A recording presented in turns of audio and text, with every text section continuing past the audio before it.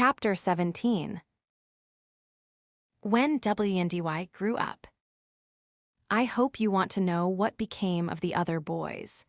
They were waiting below to give Wendy time to explain about them, and when they had counted 500, they went up.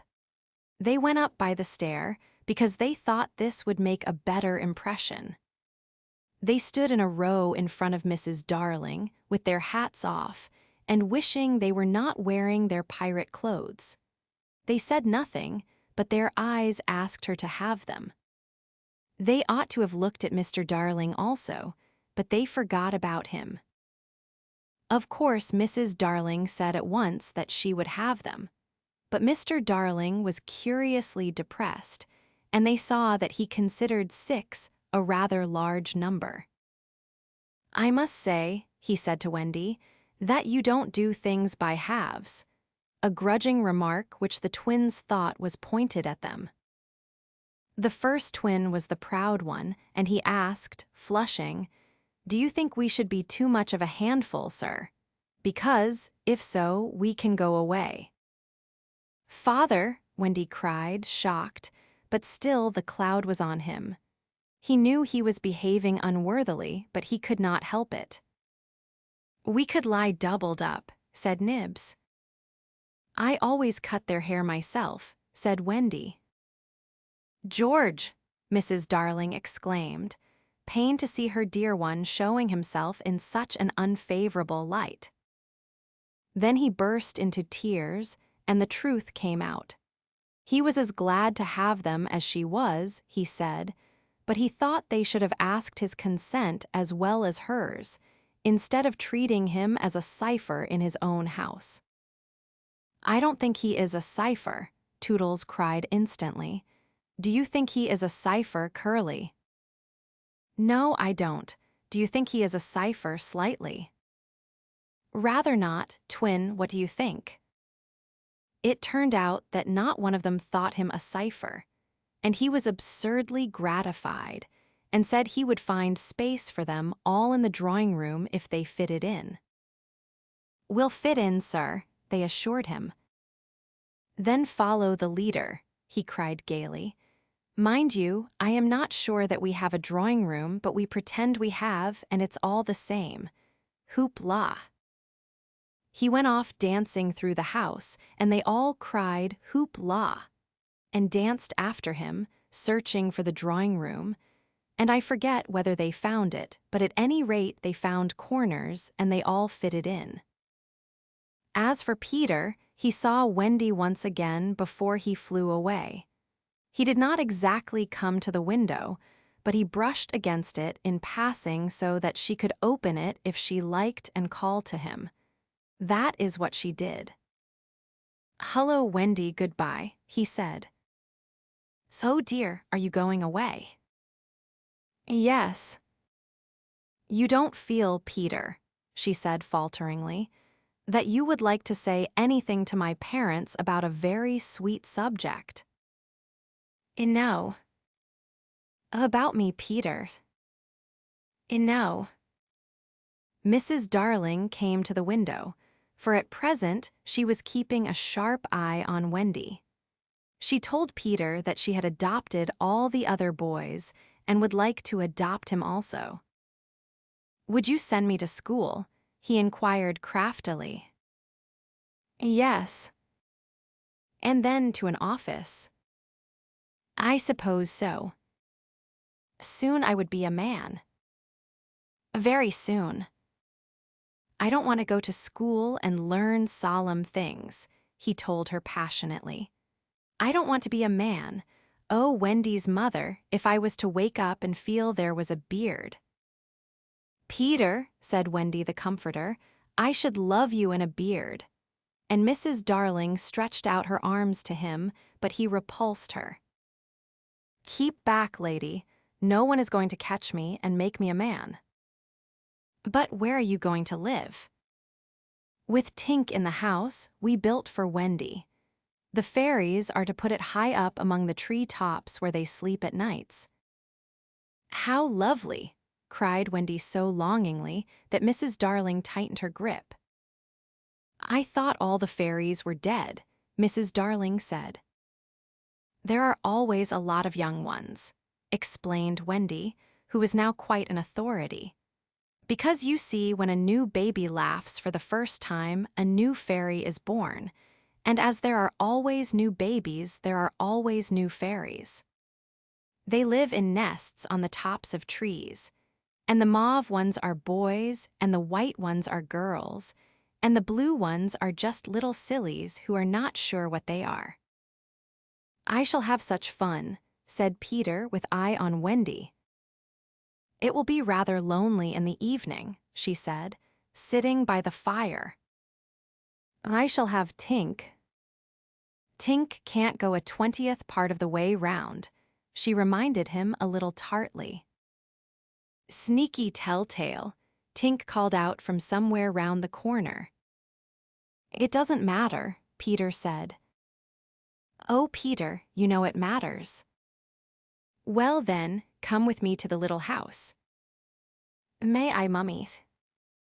Certainly not. I have got you home again, and I mean to keep you. But he does so need a mother. So do you, my love. Oh, all right, Peter said, as if he had asked her from politeness merely. But Mrs. Darling saw his mouth twitch, and she made this handsome offer: to let Wendy go to him for a week every year to do his spring cleaning.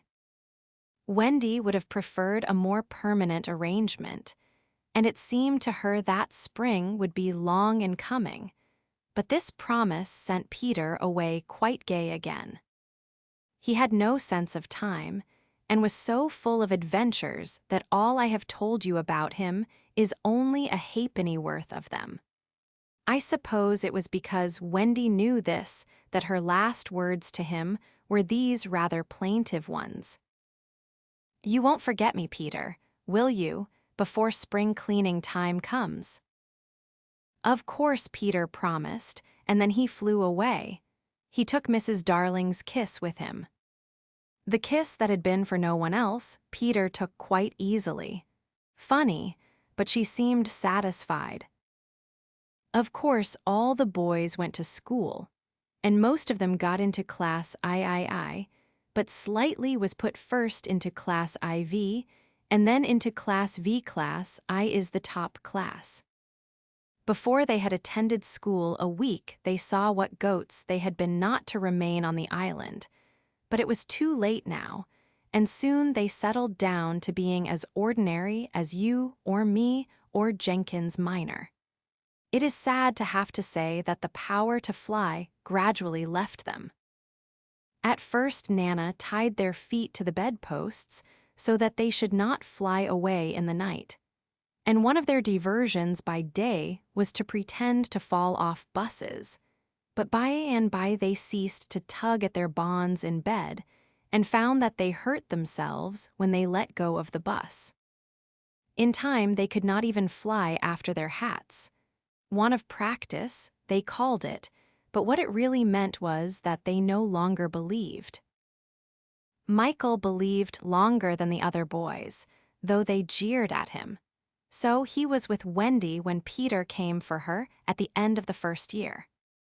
She flew away with Peter in the frock she had woven from leaves and berries in the Neverland, and her one fear was that he might notice how short it had become. But he never noticed.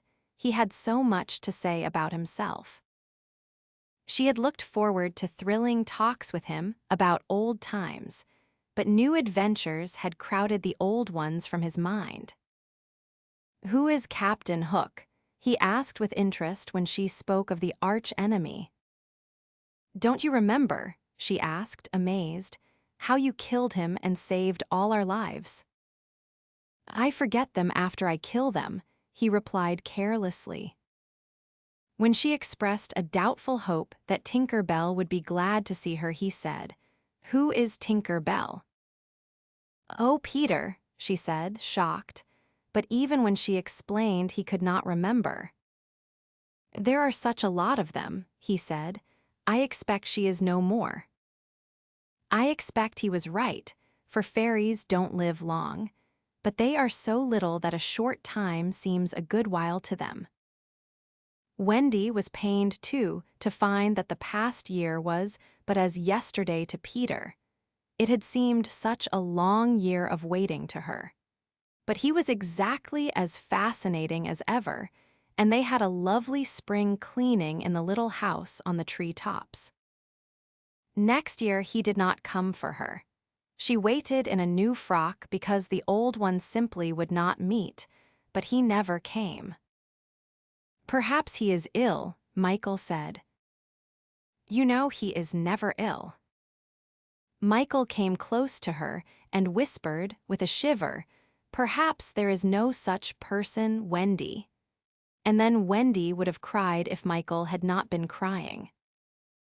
Peter came next spring cleaning, and the strange thing was that he never knew he had missed a year. That was the last time the girl Wendy ever saw him. For a little longer, she tried for his sake not to have growing pains, and she felt she was untrue to him when she got a prize for general knowledge. But the years came and went without bringing the careless boy, and when they met again, Wendy was a married woman, and Peter was no more to her than a little dust in the box in which she had kept her toys. Wendy was grown up. You need not be sorry for her. She was one of the kind that likes to grow up. In the end, she grew up of her own free will a day quicker than other girls. All the boys were grown up and done for by this time, so it is scarcely worth while saying anything more about them. You may see the twins and Nibs and Curly any day going to an office, each carrying a little bag and an umbrella. Michael is an engine driver. Slightly married a lady of title, and so he became a lord. You see that judge in a wig coming out at the iron door? That used to be Toodles. The bearded man, who doesn't know any story to tell his children, was once John. Wendy was married in white with a pink sash. It is strange to think that Peter did not alight in the church and forbid the banns. Years rolled on again, and Wendy had a daughter. This ought not to be written in ink, but in a golden splash. She was called Jane, and always had an odd, inquiring look, as if from the moment she arrived on the mainland she wanted to ask questions.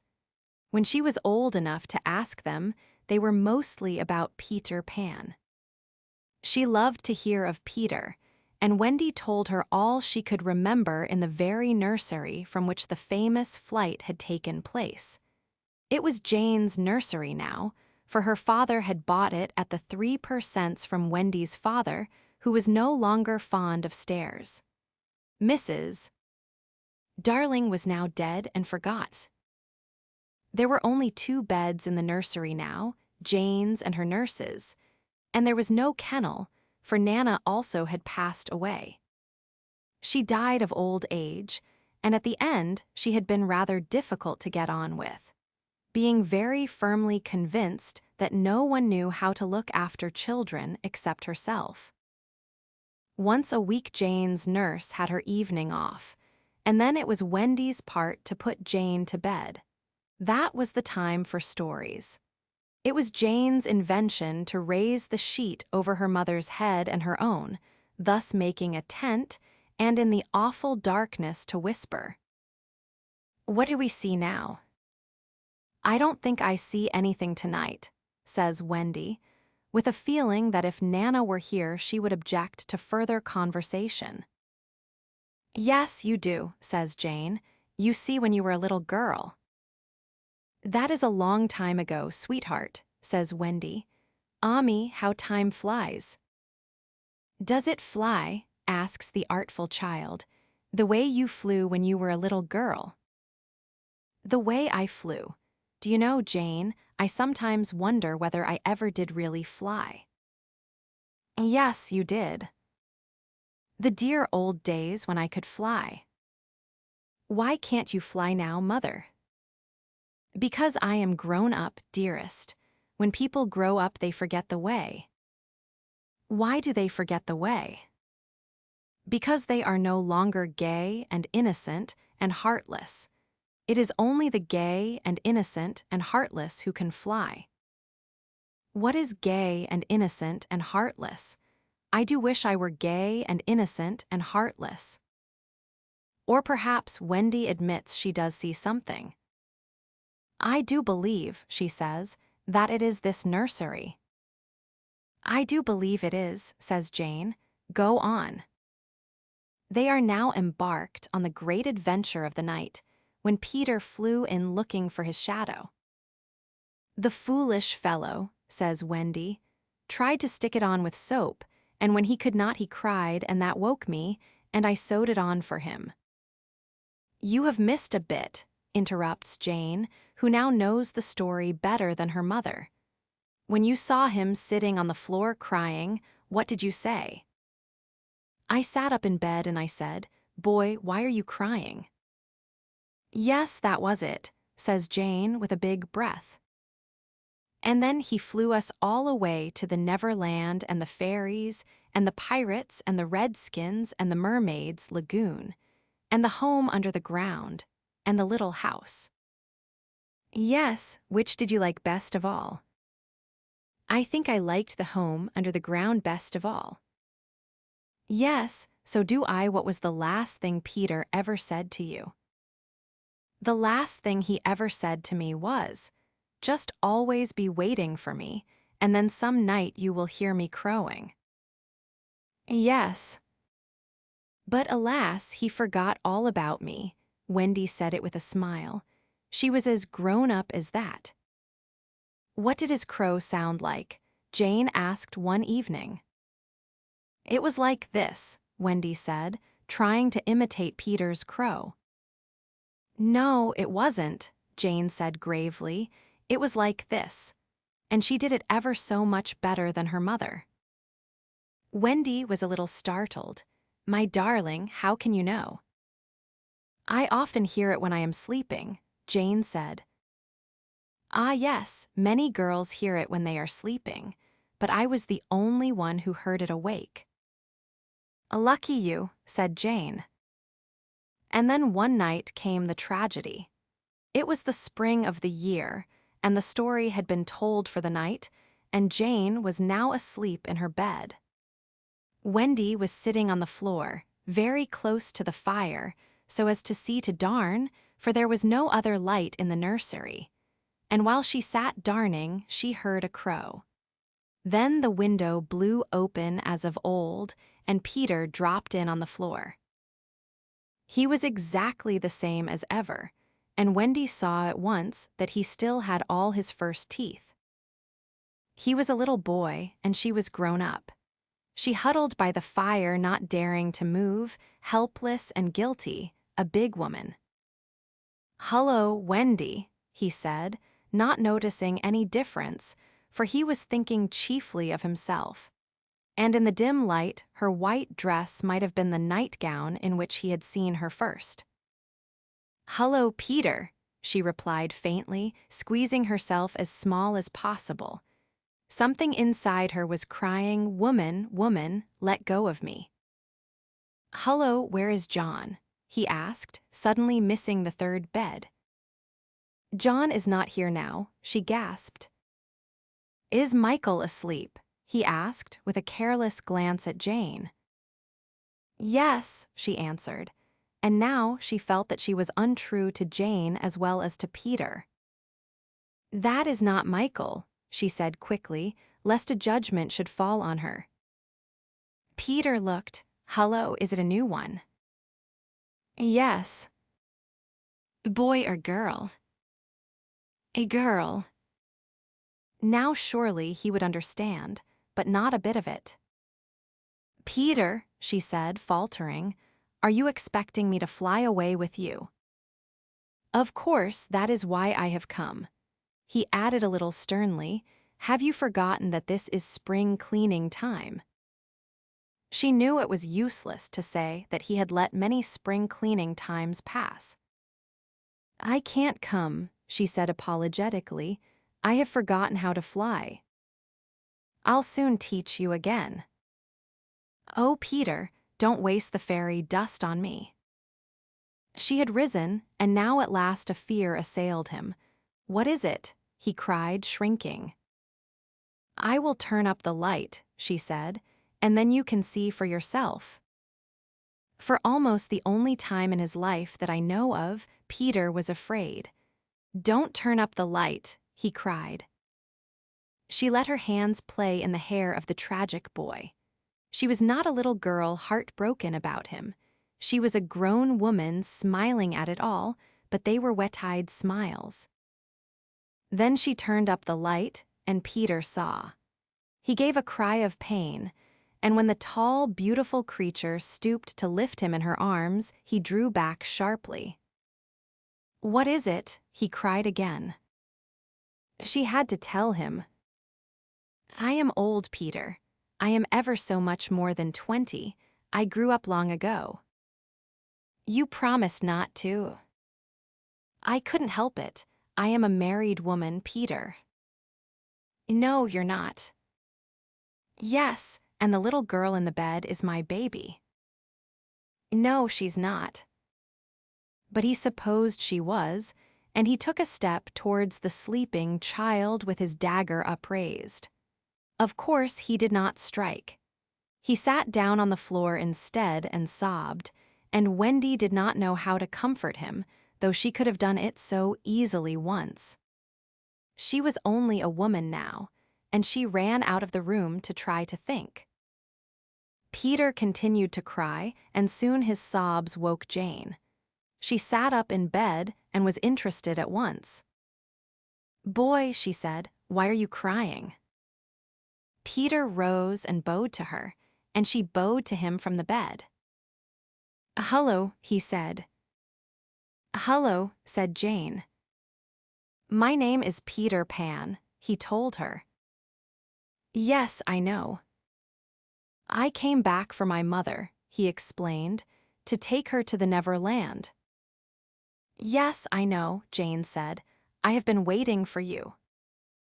When Wendy returned diffidently, she found Peter sitting on the bedpost crowing gloriously, while Jane in her nightie was flying round the room in solemn ecstasy.